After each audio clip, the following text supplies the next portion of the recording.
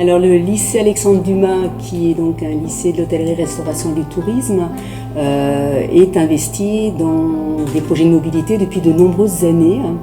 Mais depuis 5-6 ans, cela fait partie intégrante de notre projet d'établissement et c'est inscrit également dans notre contrat d'objectifs pour voilà, un des axes est de contribuer à l'insertion professionnelle et en ça, développer l'ouverture à l'international permet d'aller vers les objectifs qu'on s'est fixés.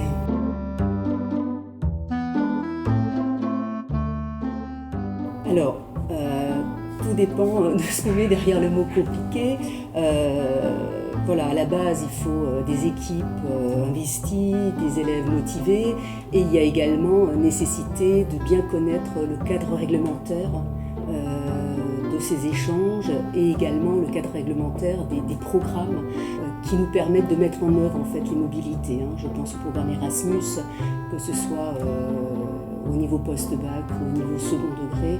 Donc voilà, une fois qu'on a la maîtrise de ce cadre-là, avec encore une fois des équipes investies, il y a du travail, mais la difficulté se dépasse.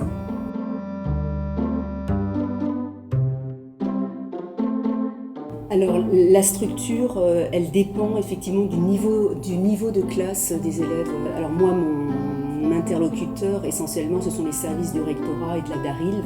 Et mes interlocuteurs sont les services essentiellement du rectorat.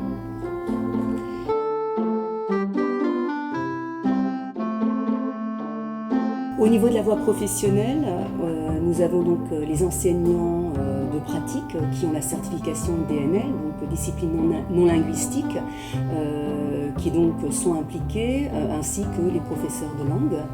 Mais d'une manière globale, ce sont toutes les équipes pédagogiques qui encouragent les élèves et qui, à un moment ou à un autre, peuvent intervenir pour faciliter les choses.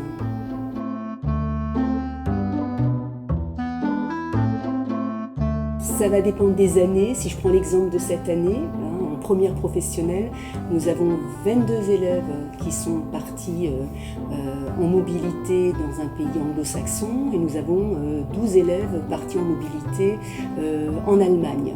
Ce qui fait quand même un effectif qui représente la moitié de nos élèves de première professionnelle pour cette année. Pour ce qui est de la voie technologique, en fonction des années, on a une quinzaine d'élèves pour les pays anglo-saxons et presque autant pour les pays germanophones qui effectuent une mobilité à l'étranger.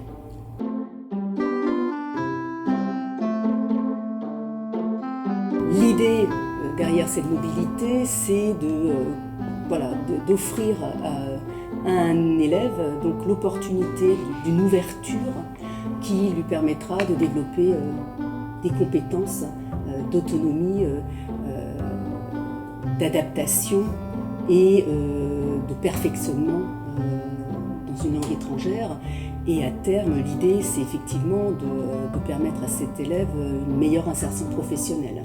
Et au niveau des équipes, c'est l'idée de s'engager sur des projets, de faire un travail en amont, au retour, et de voir en fait les acquis réalisés par les élèves. Donc c'est gratifiant à ce niveau-là.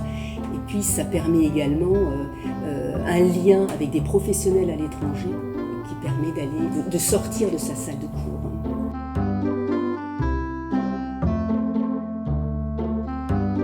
Alors pour l'avenir, effectivement, on a toujours des projets de mobilité. Nous effectuons des prospections pour ouvrir ces mobilités à d'autres pays.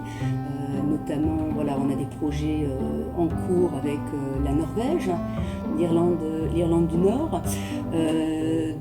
Donc là, ce sont des projets de mobilité, de stage pour les élèves. L'idée est également de réussir à monter un partenariat avec des établissements scolaires pour effectuer des visites, des échanges. Donc ce sont des choses qui sont en réflexion mais qui avancent grâce à notre réseau de partenaires à l'étranger.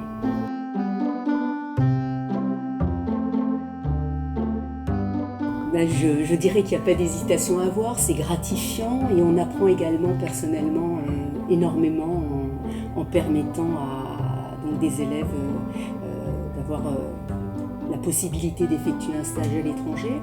Et puis le contact voilà, également avec des professionnels à l'étranger permet effectivement de développer des compétences et puis d'apprendre des choses et puis de s'ouvrir soi-même, on va dire, à de nouvelles opportunités à l'international.